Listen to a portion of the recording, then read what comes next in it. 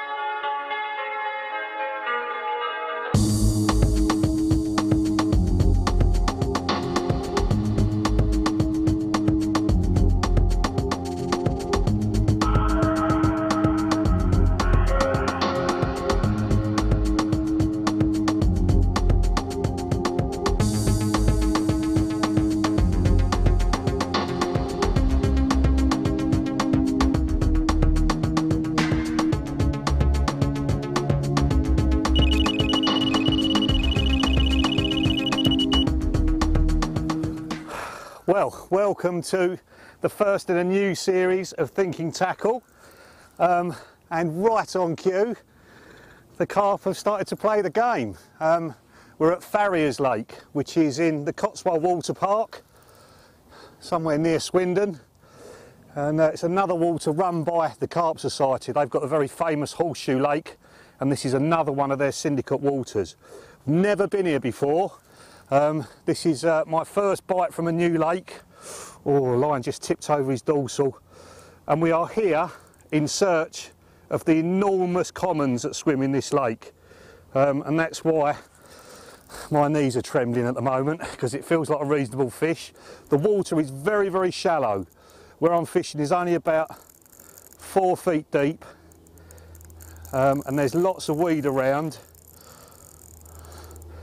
So I'm trying to keep as tight a line as I dare on the fish. Oh, tipped over his dorsal again now as he's rolling on the line. It's really kiting round. I can feel the weed actually. Oh, and again.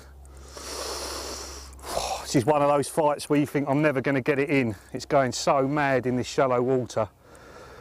There's commons in this lake to over 40 pounds and they're stunning, stunning carp.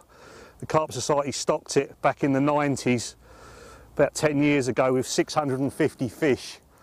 Guessing the lake's about 25 to 30 acres, something like that. I shouldn't really be talking to you. I should be concentrating on what I'm doing because it's found a bit of weed there. I've got a guest with me as well. I've got Helleur. And Nick has chosen to fish the other side of the bay. He got here just a bit before me yesterday.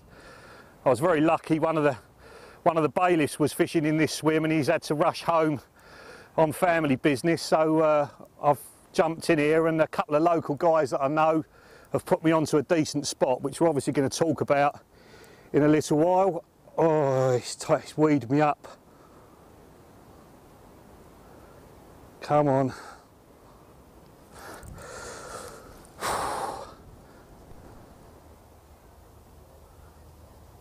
It's moving again now. Oh, this is real heart in the mouth stuff here. Just got to keep him moving now because he's... Oh, it's quite a heavy fish, quite a powerful fish. And he just had his head in some Canadian pondweed there, which is all over the lake bed around here.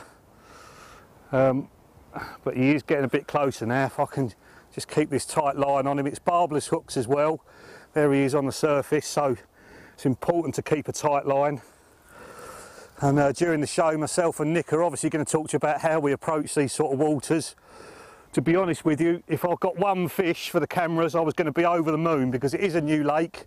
It's not an easy lake, even though there's a lot of fish in here. It's quite pressured and pretty much typical where a lot of people have got to fish nowadays, these kinds of waters. Right, I'm going to have to go down and get my feet a little bit wet because he wants to go around the corner.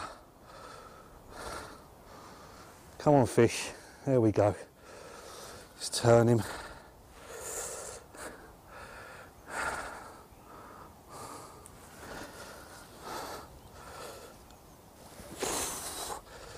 Try and keep him over the top of that other line. One of the many, many commons that are in here. Apparently if we catch a mirror we're going to be very lucky. Oh, he's a lovely carp.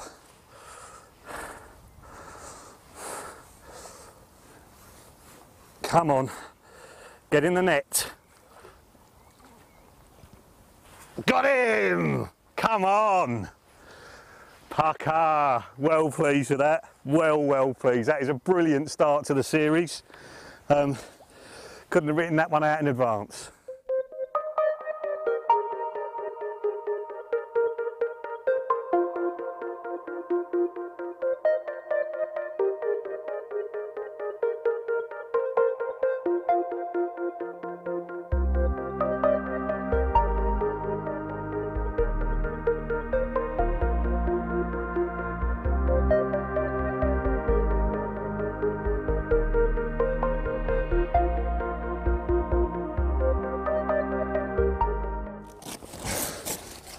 Look at that.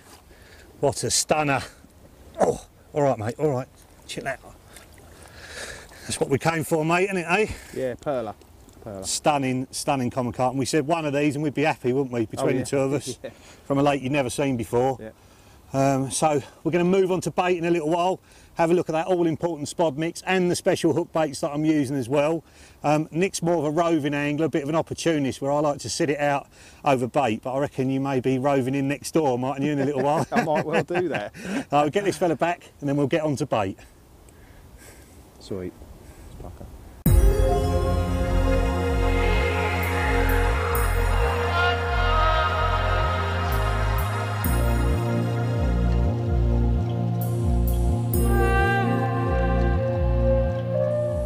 I've chosen this particular swim because it's on a big peninsula that juts out into the lake and I can intercept fish if they're coming left or right in front of me, and that suits my style of fishing. So when I got here yesterday afternoon, I put the marker float out. Fortunately a couple of guys came down that put us onto this lake, showed me a perfect spot to fish to, and lo and behold I've had a bite off it today. Now this is the mix, or the munger as we call it. Look at that. That is so carpy, loads of different bits in there. So I've started off with party mix, which has got like an aniseed smell to it. That's got all little bits of maize and little maples and stuff in it.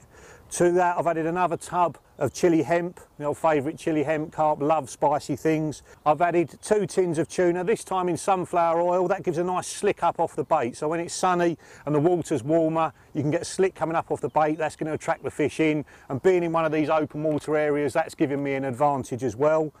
And then to that I've added some salt to enhance the flavour and also some chilli powder just to spice it up even more. And then the last ingredient, you can see all the white bits in there, that's cell boilie. And you can see I've crushed all that up. I've actually done it at home in a blender to start off with, but we've got a little tool to do that when you're in session. And let's just clean my hands off a little bit and show you the bait, because this is really important to do with the boilies. That's the bag they come in. They come in the freezer at your local tackle shop, so they're going to go off. If you don't dry these baits out during a session, they'll sweat inside that bag and they'll go off, and the manufacturers actually say take them out of the bag once they've defrosted. And I'm just going to transfer them into that air dry bag, and during my session I'll hang them up on a tree if it's nice and dry and just let the air get to them, keep moving them around during the session and they won't go off. And then the next ones I've brought with me are the same bait, the cell, but in 10mm size. Now these are absolutely like gold dust. I even have to beg and plead to get hold of these myself. Let's open that bag up so you can see the ones I've got drying out. I'll open that up and pour those in. Now the reason I've got 10mm is I didn't know what the lake was going to be like, and I may have had to fish in a little tiny corner and just catapult the boilies out. Now the smaller the boilie, the less splash it makes, and if there's fish in that corner already, I don't want to scare them away. So those 10mm are absolutely perfect for that job. And to be honest with you, they're too good to put in the spod mix. I'd rather crush them up at 14mm and put them in, and I'll just keep them. If I don't use them this session because I am now spodding, I'll just dry them out, put them back in the freezer, and as long as you only refreeze them once, they'll be perfect for the next time you fish. So let's show you the all important crusher tool. So I've run out of my blended up bait that I did at home, and what I'm going to do now is crush up some more cell boilies. Just chuck a handful in there. There's one side that says fill, obviously that's the one you drop the boilies into. Just press down, just twist backwards and forwards a few times, and that's what you end up with, crushed up baits. Obviously I've got a lot of boilies in there already, so I'm not going to do too many, but just to show you that again, just a handful of boilies in there. There's two sizes. This bigger one is better for bigger baits, and the smaller one's better for tiger nuts and that sort of thing. Push the top on and just give it a few twists like that, and that's it done. Now for amounts of bait, I've started off with about a dozen spodfuls over 2 rods, and believe it or not, just before I got the bite I was going to put some more bait out because I had a funny take earlier on this morning. Don't know if it was a carp or not, but I just felt there were fish showing in the area but I hadn't got any more bites, and sometimes just putting a couple of spodfuls in can get you a bite when the swim's gone dead. Just as I was about to do that, I got the bite. So after recasting both the rods, I put 4 or 5 spodfuls back out again just to draw the fish back into the area and hopefully get another bite later on this afternoon. So that's the bait I'm using. Let's have a look at my special hook baits.